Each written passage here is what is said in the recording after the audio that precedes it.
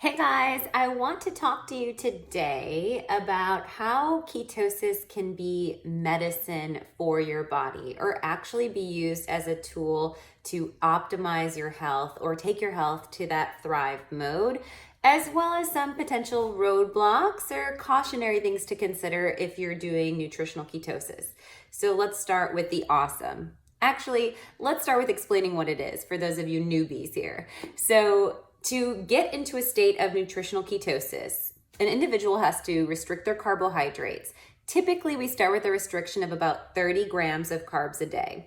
And that 30 grams of carbs comes from residual carb sources from non-carb foods. So like the grams of fiber or carbs that are in your avocado, for instance, or those that add up in your non-starchy vegetables like asparagus or your leafy greens, your nuts and seeds, and so forth. And the average American consumes over 300 grams of carbs. So this is quite a dynamic reduction for many people. Those that are entering from more of like a paleo diet, it might not be as extreme, but it is removing all carbohydrate sources from your diet. And what happens in that time period, in about 72 hours of tight carbohydrate restriction, your body becomes thrifty and starts to produce ketones. The liver can produce ketones from fat in the diet, as well as endogenously or from the fat stores that you hold on your body. So some really cool magic happens once the body makes these nutritional ketones.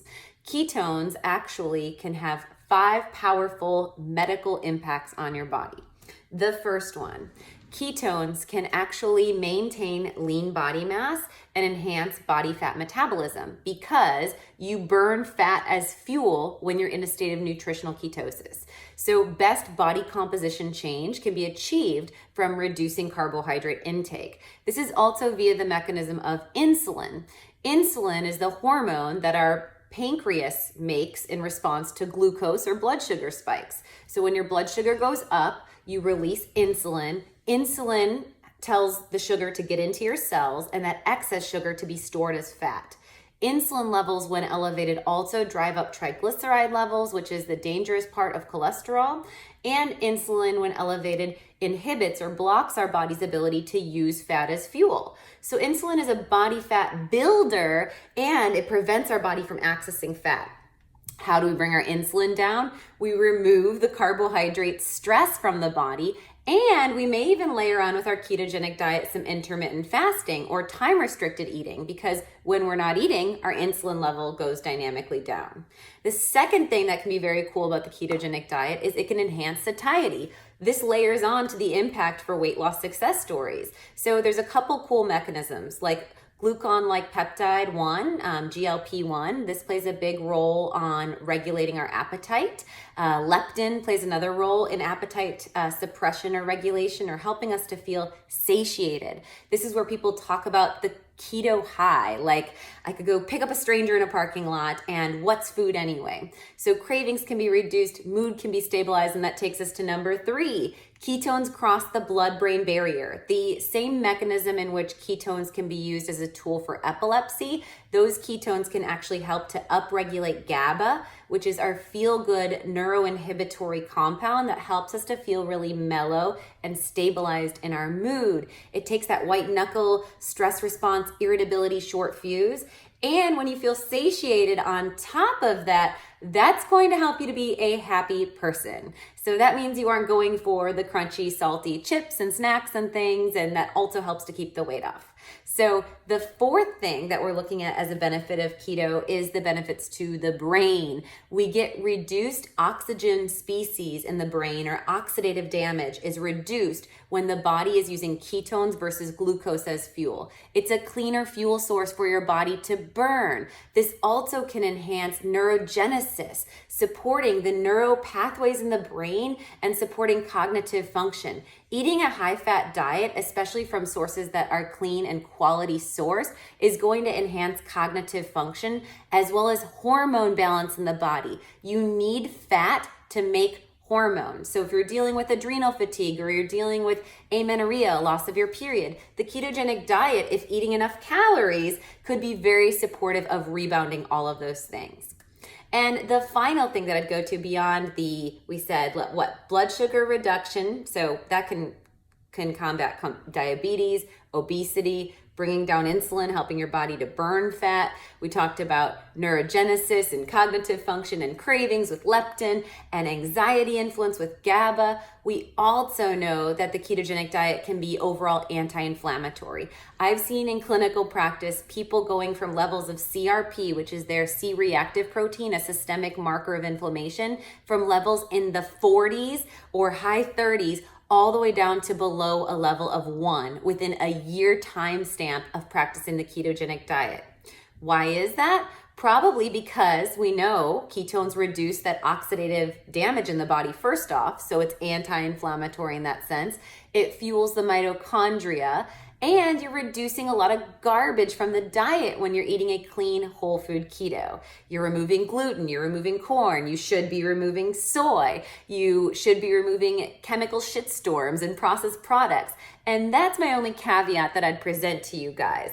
If you're gonna do keto, make sure that you connect with your body's feedback, and first off, you don't eat crap in your keto, right? So don't replace a donut with a keto-friendly donut. Just reframe your palate to channel savory as the best flavors. Break up with sugar for good. In my 12-week virtual ketosis program, I do not have participants use any non-caloric sweeteners. That's no erythritol, no monk fruit, no stevia. There's so many studies that show the negative impact of these non-caloric sweeteners on our digestion, causing digestive distress, bloating, micronutrient malabsorption, impact on the microbiome, impact on our taste receptors, and that can impact our insulin, which is why some people are more hungry when they eat non-caloric sweeteners. And just that psychosomatic connection of the taste receptor and that insulin feedback can be enough. But think of the emotional element of, if you're replacing one abusive boyfriend with another one, you're never going to truly break up with sugar for good. Every time you're in Starbucks, you're always going to crave a donut if you keep tasting sweet on a daily basis. So my first kind of pitfall is, don't eat non-caloric sweeteners. Just get rid of sweet as an accepted flavor in your diet and channel savory. The next thing would be, make sure you're using all whole real foods and that you nourish your body. So since you do tend to reduce your appetite, which can be very welcome for those of us that deal with binge eating or cravings, sometimes we don't eat enough. Or sometimes we try to practice a classic keto, which is like an epilepsy type pie wheel of macros, where we go for this 4-to-1, trying to get 3 to 4 times the amount of fat grams to the combination of protein and carbs. And you don't need to restrict that much to get a therapeutic level of ketones to get the benefits that I've listed already today. So in my approach to eating whole food keto, I have my participants eating 2 to 3 cups of leafy greens every single day. They get a variety of phytocompounds and antioxidants. We get nut flours and nut butters. And once your body becomes fat adapted, I teach you to understand what is your unique metabolic flexibility so that you can understand how foods like starchy vegetables, sweet potato, pumpkin, butternut squash, berries, and even other forms of fruit could work within your metabolism or your ability to metabolize carbs without getting a dynamic insulin spike that won't kick you out of ketosis.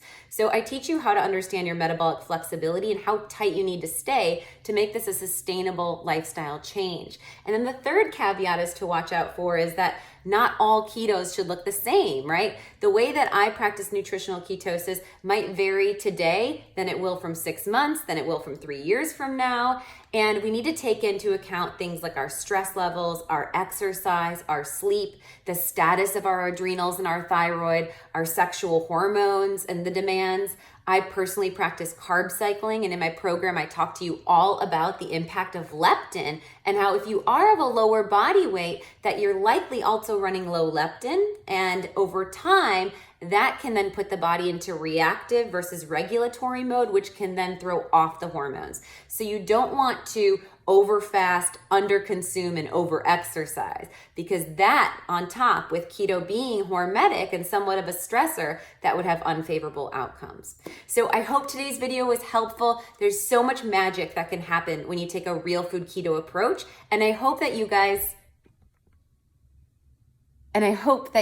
will join me in my program.